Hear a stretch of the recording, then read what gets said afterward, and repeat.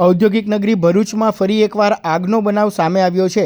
ભરૂચના જંબુસરથી વડોદરાના પાદરાને જોડતા રોડ પર ઉચ્છદ ગામ નજીક આવેલી ટાઈમ માઉઝર નામની કંપનીમાં વહેલી સવારે આગ ફાટી નીકળી હતી।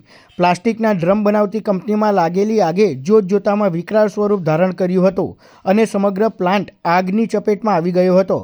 આ અંગેની જાણ થતાની સાથે જ વડોદરા, ભરૂચ અને જંબુસરના ફાયર ફાઇટરો ઘટના સ્થળે દોડી આવ્યા હતા અને આગ પર કાબૂ મેળવવાના પ્રયત્નો શરૂ કર્યા હતા। વિકરાળ આગના પગલે જંબુસરથી પાદરાને જોડતો સ્ટેટ હાઈવે બંધ કરવાની ફરજ પડી હતી।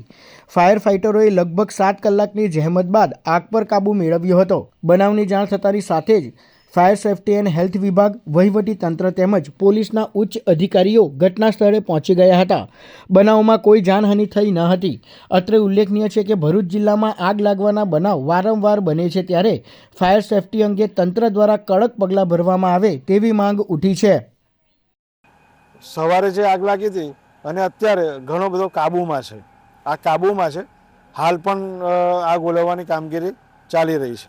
પોલીસની ટીમ હાજર છે, રેવન્યુની ટીમ અહીંયા આગળ હાજર છે અને મેડિકલની ટીમને પણ બોલાવી લીધી છે તાલુકાની, કે જેથી કરીને કોઈને નુકસાન ન થાય અને નુકસાન થાય તો તરત આપણે એને સારવાર આપી શકીએ। હાલ કાબૂમાં છે।